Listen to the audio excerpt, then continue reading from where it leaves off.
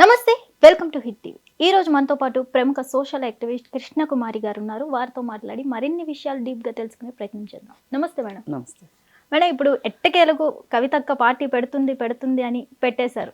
So ముళ్ళుతోనే తీయాలి అన్నట్టు ఇప్పుడు టీఆర్ఎస్ అని పేరు పెట్టింది కాబట్టి టీఆర్ఎస్ నుంచే తీయబోతుందా అంటే ఏం చెప్తారు మీరు? ఇప్పుడు టీఆర్ఎస్ అని పెట్టడం వెనకమాల ఒక భారీ వ్యూహం ఉంది. ఓకే. ముళ్ళుతో తీయటం కాదు. ఇప్పుడు ఇవాళ పార్టీ పెడుతుంది. ఈ పార్టీ నేను నడపగలను సర్వస్వతంత్రంగా, అధికారంలోకి రాగలను, ఈ మధ్యలో ప్రయాణం చేయగలను అనే ఒక నమ్మకంతోనే చేస్తుంది అనుకుంటున్నారా మీరు? కాదు, లేదంటారు. ఇది ఒక స్క్రిప్టెడ్ ప్రోగ్రామ్. ఓకే. కథ, మాటలు, పాటలు, స్క్రీన్ ప్లే, దర్శకత్వం అంతా కేసీఆర్ స్క్రిప్ట్ అంటారా? కేసీఆర్ చేయిస్తున్నాడు కూతురు చేత. ఎందుకంటే ఈమె పైన బ్యానర్ పైన పెట్టిన స్లోగన్స్ కొన్ని ఉన్నాయి. మన ఇంటి పార్టీ, అవును, మన పార్టీ అంటున్నారు. మన ఇంటి పార్టీ. ఇంటి పార్టీ అంటే ఏంటి? మొత్తం ఒకటే, కల్వకుంట్ల ఇంటి పార్టీ, కేసీఆర్ పార్టీ ఇది. అవును, దానికి నేను ప్రతినిధిని, అంతే. ఇండైరెక్ట్ గా హింట్ ఇచ్చినట్టే. హింట్ ఇచ్చింది. నిన్నగాక మొన్న కేటీఆర్ కూడా ఒక హింట్ ఇచ్చాడు. అవును, మేము బీఆర్ఎస్ పెట్టడం వ్యూహాత్మక తప్పిదం, మేము మళ్ళా టీఆర్ఎస్ తోనే కొనసాగాలనుకుంటున్నాము అని మనకు ఒక చిన్న ఇన్ఫర్మేషన్ ఇలా వదిలాడు. అవును. ఇప్పుడు ఈవిడ టీఆర్ఎస్ అని పెట్టింది. పెట్టి ఎవరిని ఆకర్షిద్దామని, నిజంగా ప్రజలకు సేవ చేద్దామని. నిజంగా ప్రజలకు ఎప్పుడు సేవ చేయగలదు ఈమె? అధికారంలో ఉంటే అన్నా చేయగలదు, ప్రతిపక్షంలో ఉంటే అన్నా చేయగలదు. రెండిట్లోనూ లేదు. పోనీ కమ్యూనిస్ట్ పార్టీలాగా, వామపక్ష పార్టీలాగా ప్రజలతో కలిసి ఉద్యమాలు నిర్మించే పార్టీయా? అది కాదు. ఈమె ఎలా సేవ చేస్తుంది ప్రజలకి? అవును. అయితే ఈమె చేయగలిగే పని ఏంటంటే, ఈ 3 సంవత్సరాల పాటు, ఇంకా 2.5 సంవత్సరాల పాటు కాలికి బలపం కట్టుకొని తిరిగి ఏ ప్రాంతంలోనైనా ఈ రాష్ట్రంలో టీఆర్ఎస్ పార్టీ ఓడిపోయినందువల్ల అసంతృప్తులుగా ఎవరైనా ఉన్నారా? ఓకే. ఆ పార్టీ నుంచి బయటకు వచ్చేద్దామని ఎవరైనా ఉన్నారా? అంటే మెల్లిగా జనాల్లోకి వెళ్ళి చూద్దామని వాళ్ళని ఇది టీఆర్ఎస్ పార్టీ అని చెప్పి ఆకర్షించడానికి వెళ్తోంది. ఓకే. ఇప్పుడు ఎవరైనా సరే అధికారం కోల్పోయినప్పుడు ఆ పార్టీలో ఉన్న మద్దతుదారులు కావచ్చు, పార్టీలో ఉన్న కార్యకర్తలు కావచ్చు, అభిమానులు కావచ్చు, వాళ్ళు పార్టీ మారే అవకాశం ఉంటది. అవును. కొంతమంది అవసరాలు ఉన్న వాళ్ళు అధికార పార్టీలో చేరతారు, కొంతమంది ఇంకేదన్నా పార్టీ అధికారంలోకి వస్తుంటే ఆ పార్టీలో చేరతారు. ఇప్పుడు అలా ఈ రాష్ట్రంలో 2 పార్టీలకు అవకాశం ఉంది, ఒకటి బీజేపీ, ఒకటి కాంగ్రెస్. అవును. అయితే కాంగ్రెస్ చూస్తేనేమో అధికార పార్టీలో ఉంది, బీజేపీ చూస్తేనేమో కేంద్రంలో అధికారంలో ఉంది. ఇద్దరు ఊరిస్తున్నారు, మా దగ్గరికి రండి అంటే మా దగ్గరికి రండి అని. కాదు, మీ ఇద్దరు అటు కాదు, ఆ ఇద్దరి దగ్గరికి కాదు మీరు వెళ్ళాల్సింది, మళ్ళీ అధికారం వచ్చేది మనకే, అందుకే నా దగ్గరకు వచ్చేయండి అని చెప్తుంది. ఓకే. టీఆర్ఎస్ అలానే ఉంది ఇప్పుడు ప్రస్తుతం. ఓకే. ఓల్డ్ టీఆర్ఎస్ అలానే ఉంది. ఈమె ఇప్పుడు ఈ టీఆర్ఎస్ లో భాగంగా ఎవరెవరైతే చేరతారో వీళ్ళందరినీ తీసుకెళ్ళి రేపు పొద్దున ఎలక్షన్స్ వచ్చేసరికి టీఆర్ఎస్ పార్టీలో విలీనం చేసేసింది అనుకోండి. షర్మిల తన పార్టీని విలీనం చేయలే, కాంగ్రెస్ పార్టీలో అలా విలీనం చేసేసింది అనుకోండి, అప్పుడు టీఆర్ఎస్ స్ట్రెంగ్త్ అలాగే ఉంటదిగా. అవును. ఇప్పుడు సమ్మర్ హాలిడేస్ లో గాలికి తిరుగుతారు పిల్లలని, సమ్మర్ క్యాంపులని పెడతా ఉంటారు గాలికి తిరగకుండా. అట్లా ఇప్పుడు ఈ అధికారం పోయినప్పటి నుంచి, అంటే ఇప్పటి నుంచి రేపు అధికారం వచ్చే లోపు ఎవ్వరూ కూడా గాలికి తిరగకోకుండా, అటు ఇటు చెల్లా చెదురు కాకోకుండా ఉండటం కోసం వాళ్ళని తన గుప్పెట్లో పెట్టుకోవాలనే ఉద్దేశంతో వాళ్ళని ఆకర్షించి, మీకు ఇది టెంపరరీ షెల్టర్ హోమ్ బిల్డ్ చేసింది ఇప్పుడు ఈవిడ. ఈ షెల్టర్ హోమ్ లో ఉన్న వాళ్ళందరినీ రేపు మళ్ళీ మెయిన్ హోమ్ లోకి పంపిస్తుంది అనమాట. అంటే విలీనం చేసే ఒపీనియన్ ఉంది కాబట్టి ఇంకా గుర్తు ప్రకటించలేదు అంటారా మీరు? అని గుర్తుకి టైం ఉండొచ్చు, అదేం పెద్ద కాదు. తను చెప్తున్న ఆ టీఆర్ఎస్ అని పెట్టడము, మళ్ళీ టీఆర్ఎస్ లోకి విలీనం చేయటం ఈజీ కదా. అదే ఇంకో పేరు ఏదైనా పెట్టారనుకోండి మీరు మళ్ళీ ఆ పార్టీలోనే కలుపుతున్నారు కదా అని చెప్పి వెళ్ళిపోవచ్చు కదా ఎవరైనా. అంటే వాళ్ళల్లో ఉన్న ఆ టీఆర్ఎస్ అభిమానాన్ని అలానే ఉంచాలి, పెంచి పోషించాలి అనేది ఈవిడ ఉద్దేశం అనమాట. అందుకోసం అని చెప్పి పెట్టింది. పైన కూడా చూడండి తెలంగాణ తల్లి, అలాగే గన్ పార్క్ అమరవీరులది, మధ్యలో 3 ఫోటోలు, గన్ పార్క్ బొమ్మ, అమరవీరుల బొమ్మ, మధ్యలో మహాత్మా బాబా పూలే, తర్వాత అంబేద్కర్, తర్వాత జయశంకర్. ఇప్పుడు తెలంగాణ సమాజంలో జయశంకర్ని కేసీఆర్ విస్మరించాడు అనే ఒక నాను ఉన్నది. దాన్ని కూడా దూరం చేయటం కోసం ఈమె, అంటే వాళ్ళు ఏమేమి తప్పులు చేశారు, వాళ్ళు దళితుల్ని పట్టించుకోలేదు, అందుకోసం ఆ దళితుల్ని ఆకర్షించడానికి అంబేద్కర్, బీసీల్ని పక్కన పెట్టారు వాళ్ళు, బీసీల్ని ఆకర్షించడానికి జ్యోతిబా పూలే. అంటే ఇట్లా ఎక్కడెక్కడైతే టీఆర్ఎస్ పార్టీ తప్పిదాలు చేసిందో ఆ తప్పిదాల్ని అక్కడనే, అంటే పోయిన చోట ఎక్కడి నుంచి పోయిందో అక్కడే వెతుక్కోవాలి, అక్కడే పోయిన చోటే వెతుక్కోవాలి అన్న ఉద్దేశంతో ఈమె ఇవాళ ఇది పెట్టడం జరిగింది. పైగా మళ్ళీ వెనకమాల బ్యాక్గ్రౌండ్ పసుపు, ఇదంతా ఒక స్ట్రాటజీ, ఫుల్ స్ట్రాటజీ. ఇప్పటికీ తెలుగుదేశంలో ఎంతో కొంత తెలుగుదేశం పార్టీ ఉంది తెలంగాణలో, వాళ్ళను కూడా ఆకర్షించడానికి ఇక్కడ తెలుగుదేశం పార్టీ ఎట్లాగూ లేదు కదా, ఆ పసుపు రంగు పెట్టుకుంది. అంటే జనాలు ఒక ఐడెంటిటీని వెతుక్కోవటానికి వాళ్ళకి బాగా ఇష్టమైన దాని వెనకే వెళతారు. అందుకోసం అని చెప్పి అలా పెట్టింది. పెట్టి తను ఉద్వేగపూరితంగా మాట్లాడటం కావచ్చు, ఇవన్నీ చెయ్యాలని చూస్తుంది. అంటే నిజంగా ఆమెకి విలీనం చేసే ఒపీనియన్ ఉందో లేదో మనకైతే తెలియదు. ఈమె ఎప్పుడైతే టీఆర్ఎస్ పార్టీ అని పేరు ప్రకటించారో వెంటనే బీఆర్ఎస్ నుంచి ఒక రెస్పాండ్ రావడం జరిగింది కార్తిక్ రెడ్డి గారి నుంచి. ఏంటి అంటే ఇది ఈసీఐ నుంచి అయితే పార్టీ ఇంకా కన్ఫర్మ్ అవ్వలేదు, రిజిస్టర్ అవ్వలేదు, టీఆర్ఎస్ అనే పేరు ఈమె పెట్టుకోవడానికి అవ్వదు అని అయితే చెప్పడం జరుగుతుంది. అంటే వాళ్ళు టీఆర్ఎస్ తెలంగాణ రాష్ట్ర సేన అని పెట్టుకుంది ఆవిడ. అవును, అది సమితి. ఈవిడ టీఆర్ఎస్ తెలంగాణ రాష్ట్ర సమితి అని పెట్టుకుంటే తప్పు, కానీ తెలంగాణ రాష్ట్ర సేన అని పెట్టుకుంటే తప్పేమవుతుంది? ఏం కాదు, తప్పు లేదంట, ఏమి కాదు. పెట్టడమే స్ట్రాటజీగా అలా ఆలోచించే పెట్టారు. మొత్తం ఆ డిజైన్ చేసింది మొత్తం అలా స్ట్రాటజీతోనే చేశారు. ఏది ఏమైనప్పటికీ ఆమె ఉద్దేశం ఏంటి అంటే, కేసీఆర్ ఉద్దేశం కూడా నా క్యాడరు బీజేపీలోకి వెళ్ళకూడదు, నా క్యాడరు కాంగ్రెస్లోకి వెళ్ళకూడదు, వెళ్ళకుండా మన ఫ్యామిలీలోనే ఉండాలి. అది ఆ ఫ్యామిలీలో ఉంచగలిగిన వాళ్ళు ఎవరు? ఈరోజు ఇంకా కేటీఆర్, హరీష్ రావు, కేసీఆర్ వీళ్ళందరూ టీఆర్ఎస్ ఆర్ బీఆర్ఎస్ కిందనే ఉన్నారు వాళ్ళు. ఆ పార్టీలో నుంచి బయటకు వచ్చేవాళ్ళు ఎవరైతే ఉంటారో వాళ్ళని కన్సాలిడేట్ చేసుకోవడానికి మాత్రమే ఈ పార్టీని పెట్టుకున్నారు వీళ్ళు. ఇది ఒక వ్యూహాత్మకంగా చేశారు. అంటే వేరే పక్క పార్టీలకు వెళ్ళనివ్వకుండా వీళ్ళల్లో వీళ్ళే మొత్తం చూసుకునే లెక్క. వీళ్ళందరినీ ఇప్పుడు కాపలా కాస్తుంది. రేపు ఎన్నికలు వచ్చే వరకు వీళ్ళని కాపలా కాస్తుంది. కాపలా కాసి వీళ్ళకి ఒక మేనిఫెస్టో లేకపోతే ఇంకోటి ప్రజల్లోకి వెళ్ళి చెప్తుంది. ఈమెకు ఒక మంచి స్థానం కూడా ఇవ్వచ్చు రేపు, ఒకవేళ పార్టీ గెలిచింది అనుకోండి. ఇంత గ్రౌండ్ వర్క్ చేసినందుకు ఆమెకు కూడా ఒక స్థానం ఇవ్వచ్చు. లేదు ఇంత కష్టపడింది కాబట్టి ఈమె సీఎం అని కూడా అనొచ్చు. ఎవరి ఆశలు వాళ్ళకు ఉంటాయి. ఇప్పుడు కేసీఆర్ కావాల్సింది ఏంటి? నా పార్టీ పుట్టి మునక్కూడదు, ఇటు బీజేపీ రావడానికి వీల్లేదు, ఇటు కాంగ్రెస్ మళ్ళీ రావడానికి వీల్లేదు, నేనే రావాలి అనే ఉద్దేశంలో ఉన్నాడు ఆయన.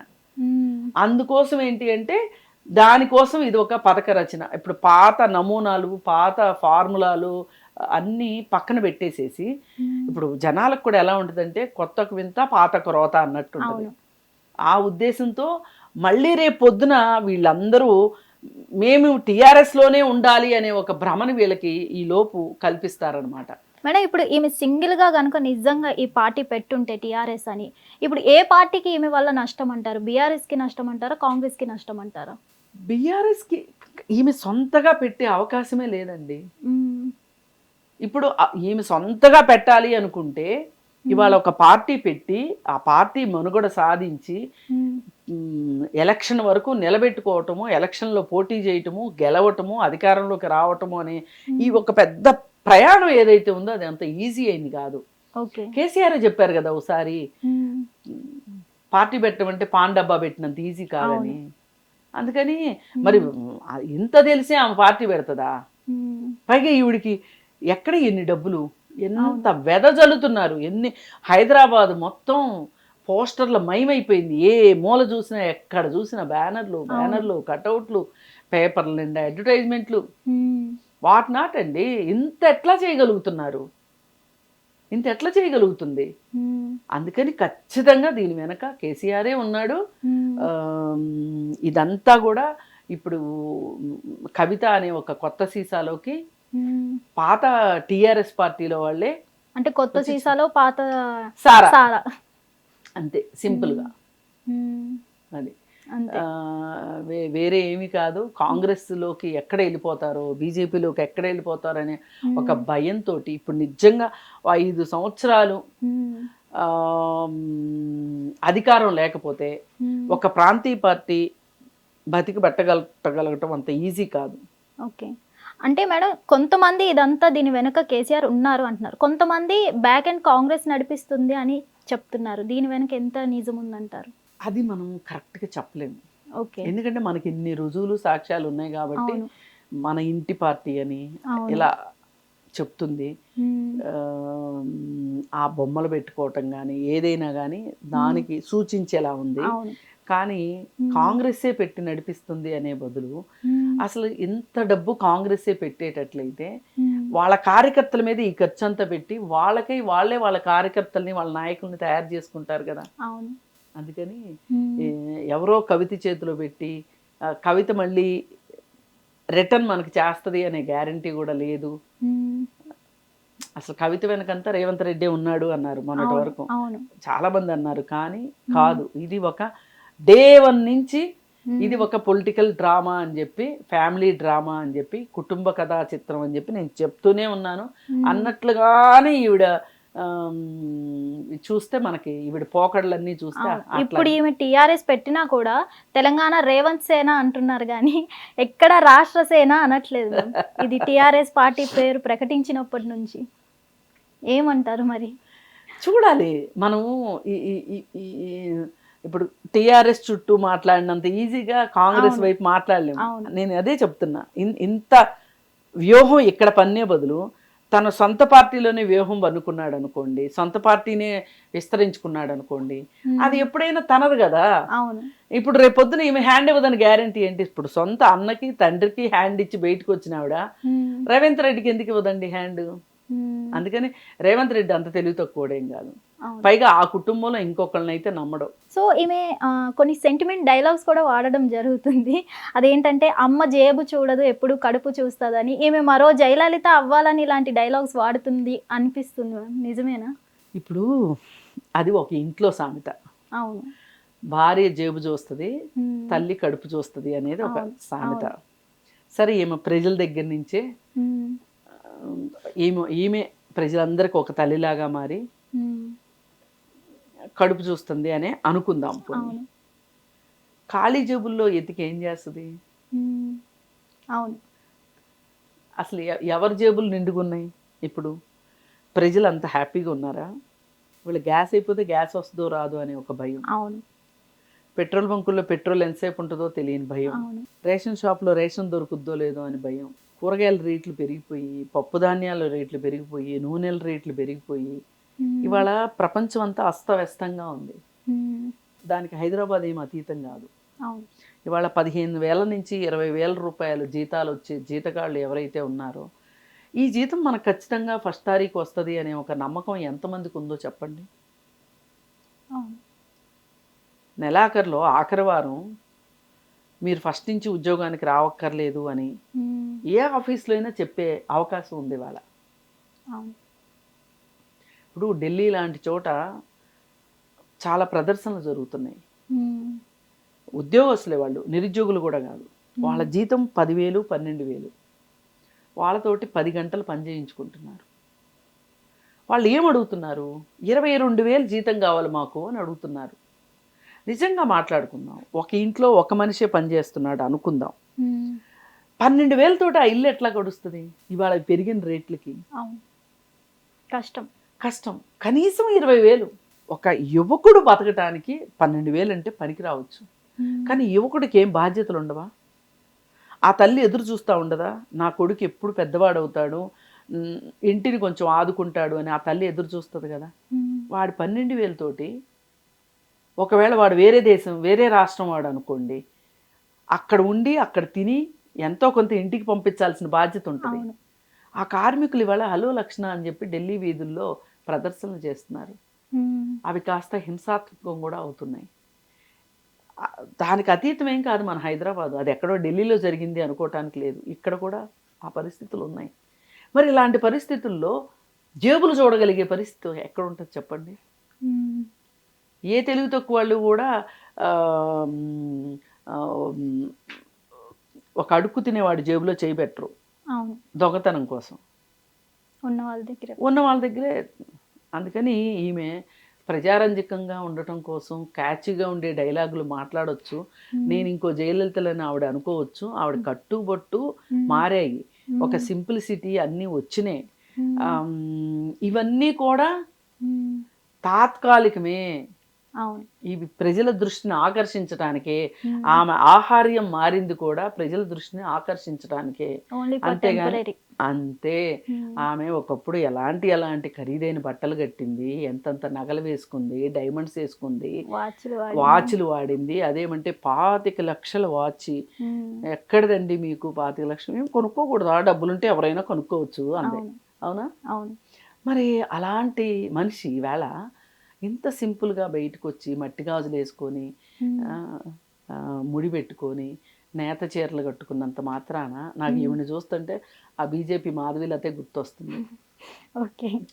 ఒకప్పుడు ఆవిడ చాలా మోడర్న్గా ఉండేది, మోడర్న్ డ్రెస్సులు వేసుకునేది. అట్లాంటి ఆవిడ బాగా ఖరీదైన బట్టలు కట్టుకుంది కొన్నాళ్ళు. ఆ ఖరీదైన బట్టల నుంచి కూడా నూలు వస్త్రాల్లోకి మారిపోయి ఓ చిన్న పాక ఒకటి ఎక్కడో వేసుకుని ఒక ఆవును పెంచుకుంటే అక్కడ కూర్చుంది. ఇవన్నీ చూసి బీజేపీ వాళ్ళు టికెట్ ఇచ్చారు. సరే, ఆమె గెలవలేదు, అది వేరే విషయం అనుకోండి. ఇవన్నీ ఎలా ఉంటాయంటే, ఈ వేషాలన్నీ ఎలా ఉంటాయంటే, టికెట్ వచ్చిందాక ఒక గోల, టికెట్ వచ్చిన తర్వాత ఇంకొక గోల, గెలిచిన తర్వాత ఇంకొక గోల అన్నట్టుంటుంది తప్పితే వీళ్ళేం జనాలకు పనికొచ్చేవాళ్ళు కాదు. వాళ్ళు టిక్కెట్లు తీసుకోవడానికి, గెలవటానికి, పదవులు తీసుకోవడానికి పనికొస్తాయి తప్పితే ఈ వేషాలన్నీ ప్రజలకు పనికొచ్చే వేషాలు కాదు ఇవన్నీ. అంతే, బిఫోర్ ఎలక్షన్స్. పదవి వచ్చిన తర్వాత ప్రజలే అవసరం లేదు, మాకు అవసరం లేదు. వన్ ఫైనల్ క్వశ్చన్ మ్యామ్, ఇప్పుడు జగన్ గారు జైలుకి వెళ్ళి సీఎం అయ్యారు, తర్వాత మొన్న చంద్రబాబు నాయుడు గారు జైలుకి వెళ్ళారు, సీఎం అయ్యారు. ఇక్కడ రేవంత్ రెడ్డి జైలుకి వెళ్ళారు, సీఎం అయ్యారు. మరి కవిత గారు కూడా జైలుకి వెళ్ళొచ్చారు కాబట్టి నెక్స్ట్ ఎలక్షన్స్లో ఈమె కూడా ఒక సీఎం అవుతారు అంటారా? నేను సెంటిమెంట్లు నమ్మనండి. ఇవన్నీ అనుకోకుండా జరిగిన విషయాలు. రేవంత్ రెడ్డి జైలుకి వెళ్ళడం వెనకమాల 2 సార్లు కూడా కేసీఆరే ఉన్నాడు. ఒకసారి స్ట్రింగ్ ఆపరేషన్ చేయించి రేవంత్ రెడ్డిని జైలుకి పంపారు. రెండోసారి కావాలని కేటీఆర్ ఇంటిపైన డ్రోన్లు ఎగరేస్తున్నారు అనే ఒక నెపంతో అతను అరెస్ట్ చేసి జైల్లో పెట్టారు. ఒక రకంగా కేసీఆర్ పతనాన్ని ఆయనే కొని తెచ్చుకున్నాడు. అంతగా రేవంత్ రెడ్డిని టార్గెట్ చేసి ఉండకపోతే అతనికి ఇంత ఫైర్ వచ్చి ఉండేది కాదు. ఒక రకంగా అతన్ని సన్నద్ధం చేసింది కేసీఆర్, ఇండైరెక్ట్గా చేసి రేవంత్ రెడ్డి సీఎం అయ్యేలాగా చేశాడు. అయినంత మాత్రాన జైలుకి వెళ్ళడం ఒక క్వాలిఫికేషను, జైలుకి వెళ్తే సీఎంలు అవుతారు అనుకోవటం అది ఒట్టి మాట. అందుకని మనం అవన్నీ నమ్మి అలా అని అనుకోవద్దు. ఆమె ఏమైనా అట్లాంటి కళలు ఏమన్నా ఆవిడకుంటే అవి కళలు అవుతాయి తప్పితే నిజం అవటానికి అవకాశం లేదు. పైగా ఇంకొకటి, ఎప్పుడు కూడా రాజకీయాల్లో అనుకరణ అనేది కుదరదు, అనుసరణ కుదురుతుంది. ఉమ్, నువ్వు ఒకరికి ఫాలోవర్గా ఉండు, అంతేగాని ఇమిటేట్ చేస్తే నువ్వు మిమిక్రీ ఆర్టిస్ట్ అవుతావు తప్పితే. అవును. ఇప్పుడు జయలలితకు ఉన్న గ్లామర్ కావచ్చు, స్టార్టింగ్లో జయలలితకి ఎంజీఆర్తో ఉన్న అనుబంధం కావచ్చు, ఒక అమ్మగా తమిళ ప్రజలకు దగ్గరైంది కావచ్చు, అది జయలలితకి మాత్రమే చెల్లింది. అంటే ఈమె పార్టీ పెట్టిన దగ్గర నుంచి కాపీ పేస్ట్ అంటున్నారు మ్యామ్. చీర దగ్గర మనం చూసుకున్నట్లయితే షర్మిల గారి చీర సేమ్ కలర్ కట్టుకొని వెళ్ళడం జరిగింది, పార్టీ పేరు కూడా టీఆర్ఎస్ పెట్టుకోవడం జరిగింది. ఇదంతా కాపీ పేస్ట్ అంటున్నారు, ఎంతవరకు కరెక్ట్ అంటారు? అంతేగా మనకు కనిపిస్తుందిగా. ఇప్పుడు నేను అందుకే అంది, మీరు ఒక మహాత్ముల జీవితాన్ని, ఒక గొప్ప వాళ్ళ జీవితాల్ని మీరు అనుసరించండి, తప్పు లేదు. అనుకరించడానికి ప్రయత్నం చేయొద్దు. ఓకే. అనుకరణ ఎప్పుడూ ప్రమాదమే. మీరు అన్నారే కాపీ పేస్ట్ అని, కాపీ కొట్టడం అంటే, అనుసరించడం అంటే అదే కదా. సొంత పార్టీ పెట్టాలనుకున్నప్పుడు సొంతంగా పేరు తీసుకోవాలి. అందుకని ఏ రకంగా చూసినా ఇది ఒక గాలిబుడగా అనిపిస్తుంది తప్పితే ఇది ఒక పెద్ద లావాలాగా వచ్చి టీఆర్ఎస్ పార్టీ మొత్తాన్ని కబళించేసేసి, అంటే ఇది ఒక జిరాక్స్ పార్టీ అనొచ్చు అంటారా, సమూలంగా టీఆర్ఎస్ పార్టీని నాశనం చేసేసి, అలాగే మిగతా పార్టీలను కూడా తొదముట్టిచ్చేసి ఈవిడే రాజకీయంలో సీఎం అయ్యేదాకా వెళ్తుంది అనేది అంత సీన్ అయితే లేదంటారు. అంత పరిస్థితులు లేవు, అంత క్యాలిబర్ లేదు ఆవిడ దగ్గర. ఆవిడ కవిత ఒక లీడర్ అండి, ఇంకెంతమంది ఉన్నారు లీడర్లు చెప్పండి? ఆ పార్టీలో ఇంకెవరో లీడర్స్ ఎవరో చెప్పండి? షర్మిల పార్టీ కూడా పోవడానికి అదే కారణం. అవును, ఎవరు ప్రాపర్ లీడర్స్ లేరు. అసలు ఇప్పుడు తెలంగాణలో ఎంత హీనపక్షం వేసుకున్నా కానీ తెలుగుదేశం పార్టీకి ఈ రోజుకి ప్రతి గ్రామంలోనూ అభిమానులు ఉన్నారు. అవును, ప్రతి గ్రామంలోనూ ఒక జెండా దిమ్ముంది, ప్రతి గ్రామంలోనూ ఎంతో కొంతమంది తెలుగుదేశానికి అభిమానులు ఉన్నారు. అదే చూసుకుంటే బీజేపీకి లేరు. అవును, మళ్ళీ టీఆర్ఎస్కి ఉన్నారు, మళ్ళీ కాంగ్రెస్కి ఉన్నారు. ఇది గ్రౌండ్ లెవెల్ స్ట్రెంగ్త్ అంటే ఇది. ఇప్పుడు ఈ మొత్తం తెలంగాణలో అన్ని ఊర్లలో కవిత స్ట్రెంగ్త్ని పెంచుకోవాలి అంటే ఎంతమంది నాయకులు కావాలి? ఇప్పుడు టీఆర్ఎస్ పార్టీలో కూడా కాంగ్రెస్లోంచి వచ్చిన వాళ్ళు ఉన్నారు, తెలుగుదేశంలోంచి వచ్చిన వాళ్ళు ఉన్నారు, కొంతమంది బీజేపీలోంచి వచ్చిన వాళ్ళు ఉన్నారు. ఆల్ మిక్స్ పార్టీ అది. తెలుగుదేశం లాగా ఆ పార్టీలోనే నాయకులు పుట్టి, కార్యకర్తలుగా పుట్టి, నాయకులుగా ఎదిగిన వాళ్ళు ఉన్న పార్టీ కాదు టీఆర్ఎస్ పార్టీ. ఎందుకంటే టీఆర్ఎస్ పార్టీ వయసు చిన్నది, అక్కడ జగన్ పార్టీ అయినా అదే ప్రాబ్లము. అలా కాంగ్రెస్ పార్టీకి అట్లా కాదు, బీజేపీ పార్టీకి అట్లా కాదు. ఈ రాష్ట్రంలో ఆ విధమైన బలం లేకపోవచ్చు, కానీ వేరే రాష్ట్రాల్లో బీజేపీకి బలం ఉంది కదా. అంటే ఇది ఎలా ఉండాలి అంటే, గ్రౌండ్ లెవెల్లో పార్టీ ఉన్న వాళ్ళు మాత్రమే ఎక్కువ కాలం మనగలుగుతారు. ఒకసారి ఓడిపోవచ్చు, ఇంకోసారి గెలవచ్చు, లేదు 2 టర్ములు ఓడిపోవచ్చు, కానీ నిలబడతారు వాళ్ళు.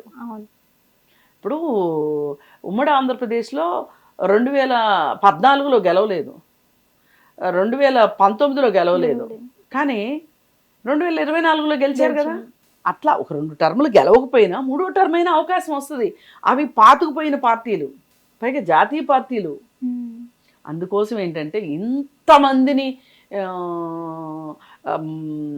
సమూలంగా పక్కన పెట్టేసేసి వ్యూహాత్మకంగా అసలు ఎవరో లేరు అన్నట్లుగా చేయగలిగేంత స్టామినా అయితే మట్టుకు ఒక రాజకీయ నాయకురాలుగా కవిత దగ్గర ఆ స్టామినా లేదు. పైగా ఆమెకి వాళ్ళ నాన్న పార్టీలో ఉన్నప్పుడు కూడా ఆమెకు అంత మంచి పేరు లేదు. అవును, అందుకోసం ఏంటి అంటే ఏ రకంగా చూసినా సరే ఈ పార్టీ పెట్టిందే వాళ్ళే పెట్టుకున్నారు, విలీనమయ్యే అవకాశాలు. ఈమెను ఒక సీఈఓగా పెట్టారు ఈ బ్రాంచ్ కి, అంతే. ఎటు పోకుండా కంచెగా పెట్టారు ఈమెని, అంతే అంటారు. Thank you so much. Hit TV app, ఇందులో short news, live news, entertainment shows, movies, digital magazines తో పాటు మీ జిల్లా వార్తలను కూడా ఫ్రీగా చూడొచ్చు. ఇంకెందుకు ఆలస్యం, వెంటనే హిట్ టీవీ యాప్ ని డౌన్లోడ్ చేసుకుని ఫ్రీగా ఎంటర్టైన్మెంట్ పొందండి. Hit TV app, hit TV app, please download hit TV app. Hit TV app ని ఫ్రీగా డౌన్లోడ్ చేసుకుని ఎంజాయ్ చేయండి. మీకు నచ్చిన ఎంటర్టైన్మెంట్ కోసం హిట్ టీవీ యాప్ ని ఫ్రీగా డౌన్లోడ్ చేసుకుని ఎంజాయ్ చేయండి. హిట్ టీవీ యాప్ ని డౌన్లోడ్ చేసుకుని ఆస్వాదించండి, ఆశీర్వదించండి. ఇంతమంది సెలబ్రిటీలు హిట్ టీవీ యాప్ ని డౌన్లోడ్ చేసుకోండి అని చెప్తున్నారంటే ఎంత మంచి యాప్ ఆలోచించండి. అమెరికా అమెరికా అమెరికా అమెరికాలో చదవాలనుకునే వాళ్ళకి విశ్వసనీయమైన పేరు మన శౌర్య కన్సల్టెన్సీ. UK లో 1 year masters. UK లో 1 year masters. 2 years work permit up to 5 years visa. Contact Saurya Consultancy. Contact 89851 89851.